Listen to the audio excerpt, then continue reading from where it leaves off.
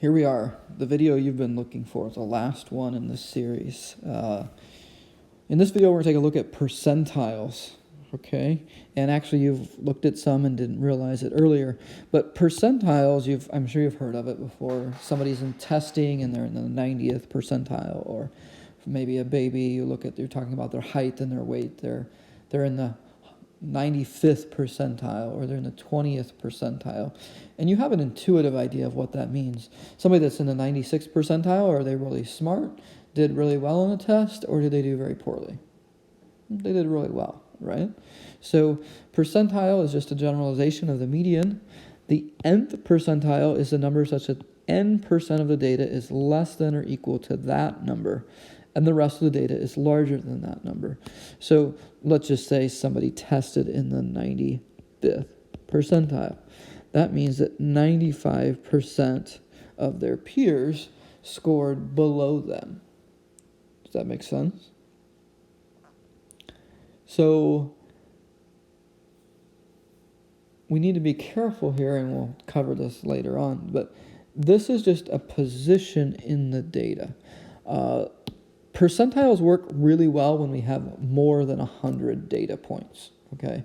So if I have a bunch of data points, more than 100, I can actually find the data value that's at the 95th percentile.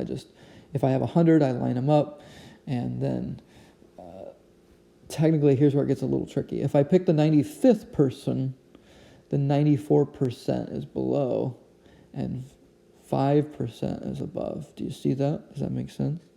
So there is a formula, and if you want to look into it, it gets pretty technical. But just in a general sense, that's what's going on. When we look at the median is the second quartile, but it's also the 50th percentile, which I think that makes sense to you, right? 50% of the data is below. Half the numbers were below, half the numbers were above. The median is the middle number.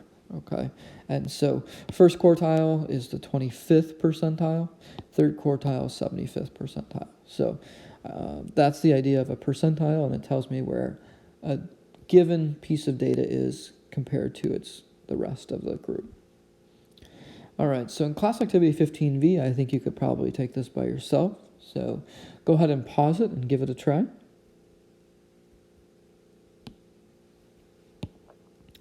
All right. I think it's just easier to work with the data if we list it all out.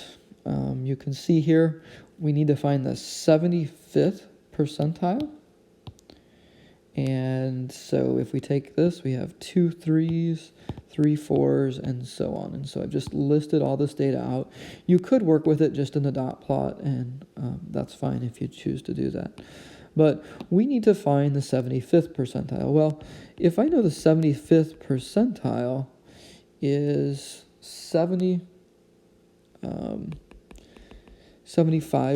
of the data, there's a couple ways you can find this. You can either find the median, it's going to be somewhere in here, and then cut that in half and find the third quartile like we did before. In this video, I'm actually going to show you a way to think about it percentage-wise. And so if we counted these up, then there are 32 data points. So if I just take 75%, 0.75, of 32, I'm going to end up with 24 data points. So if I want to have the 75th percentile, I want to get it so that 24 data points are below that value. And so I can start counting up and just get 24 data points below. So 1, 2, 3, 4, 5, 6, 7, 8, 9, 10, 11, 12, 13, 14, 15, 16, 17, 18, 19, 20, 21, 22, 23, 24. So this is the 24th spot. This is the 25th spot. And so the second 8 here is the 24th spot. So technically, the 75th percentile would be right here. So that 24 out of 32 is below. That's going to give you 0.75. And then 8, is there 8 values? 2, 4, 6, 8, yeah. 8 out of 32 is above. That's the 25th percentile. So technically the 75th percentile is between the two of them. And so again, you could average 8 and 8 and get 8. So in this case, the 75th percentile,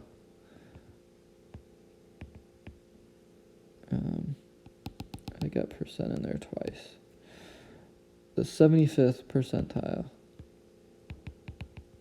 is 8. And if you repeat this process with the next two, you'll find that the 75th percentile here is 9, and the 75th percentile here is 4. So you can try those out on your own. All right, so what does that mean? Does that mean that 75th percentile is the same as 75% correct on the test? Go ahead and pause it and think through these next two on your own. All right, the short answer is no. It could be, but likely not. So actually, if you think back to the activities I had earlier, and there were these Canvas scores here. Remember, I said this, we're looking at the 75th percentile. Where's the 75th percentile? Well, that's Q3. Sometimes we write it like this. Well, that's 99%. So the 75th percentile here got a 99%. Do you see that?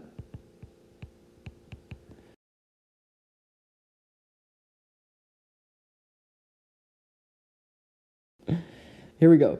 And then here we can see the same way, the 25th percentile got a 93.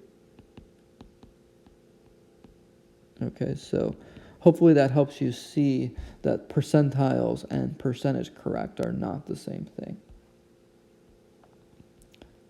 All right, so how about this one? Mrs. Smith makes an appointment to talk to her son Johnny's teacher. Maybe that's you.